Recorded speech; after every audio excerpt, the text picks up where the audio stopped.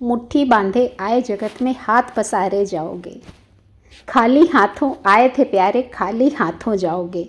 इन दोनों कहावत को आज मैं गलत साबित करने वाली हूँ, क्योंकि मेरा मानना है कि खाली हाथों आए थे प्यारे, बांध के मुट्ठी जाओगे। तो चलिए आज मैं आपको साबित करके दिखाती हूँ। इंसान के जन्म से लेकर मृत्यु तक पूरे 16 संस्कार होते हैं, आप सभी को पता है। अब जन्म लेने के बाद 15 संस्कार तो हम लोग अपने घर परिवार के साथ गाजे बाजे के साथ हंसी खुशी के साथ मनाते हैं। रही बात 16वें संस्कार की, तो 16वें संस्कार में हमारा कोई साथ नहीं देता है, क्योंकि वो 16वां संस्कार होता है हमारे इस दुनिया से कूच करने के बाद, यानी कि हमारी अंत्येष्टि। अब इस अंत समय में कौन जाएगा? वही जाएगा जिसकी आ गई है। हमारा कितना भी सगा हो, कितना भी हमारा अपना हो, पर अंत समय में हमारे साथ कोई नहीं जाएगा। पर हाँ, एक चीज़ ऐसी है जो आपके साथ ज़रूर जाएगी। पूरी ईमानदारी से आपके पूरे जीवन भर आपका साथ निभाएगी और इस अंतिम पड़ाव पर भी आपके साथ रहेगी। आप इस दुनिया से उस लोक चले गए, तो आप ये भी जान लीजिए कि इस अंतिम संस्कार में आपके साथ कौन जाएगा। हमारा अगला जन्म इंसान का हो ना हो, हमें कुछ भी नहीं पता कि हम किस योनि में जन्म लेंगे भी या नहीं लेंगे। फिलहाल तो ये जानना जरूरी है कि जो इस जन्म में हमने जन्म लिया था, तो सबने सिर्फ 15 संस्कारों तक साथ दिया। 16वें संस्कार में जिसने साथ दिया उसकी हम कहीं चर्चा भी नहीं करते। चलिए ज़रा पीछे चलते हैं।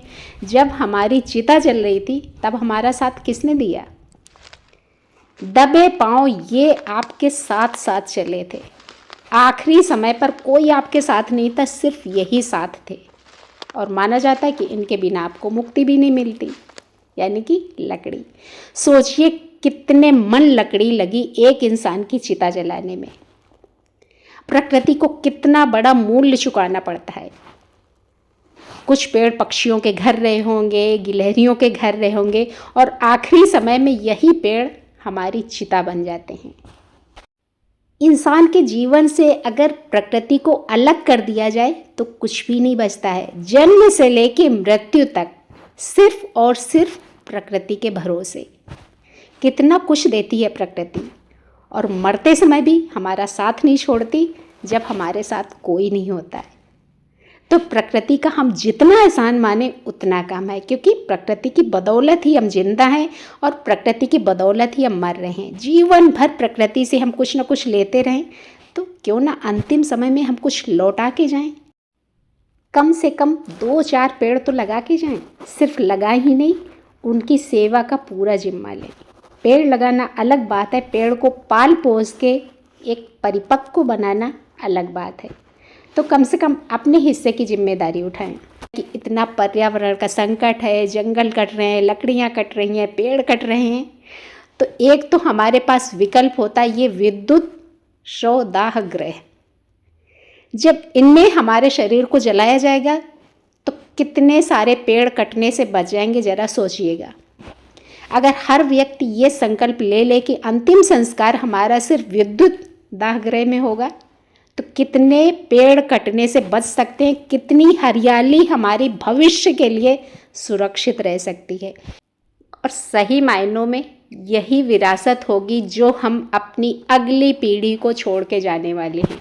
सांसें हैं तो सब कुछ है, सांसें नहीं तो सब कुछ बेकार। धन दौलत से आप सांसें खरीद नहीं सकते हैं। तो आप थोड़ा सा सोचिए, जिससे कि हमारे बच्चों के साथ हमारा एक पेड़ भी जिंदा रह सके। जीते जी उस पेड़ ने बहुत कुछ दिया, मरने के बाद उस पेड़ को भविष्य के लिए छोड़ दीजिए। शायद यही हमारी सच्ची विरासत होगी हमारे मरने के बाद। वीडियो अच्छा लगा हो तो लाइक करिएगा। और माफ़ी चाहूँगी अगर मेरी वजह से कोई इमोशनल हुआ हो। हालांकि इमोशनल होने जैसा कुछ नहीं है, ये जीवन की सच्चाई है जिससे हमें रूबरू होना ही पड़ता है, आज नहीं तो कल। थोड़ा सा अगर हम जागरूक हो जाते हैं तो हमारे जीवन के साथ साथ हमारी अगली पीढ़ी का भविष्य थोड़ा सा हम सिक्योर कर सकते हैं। बस इतना सा है। चैनल से जुड़ना चाहते हैं तो चैनल को सब्सक्राइब करिए, बेल आइकन भी ज़रूर दबाइए। धन्यवाद।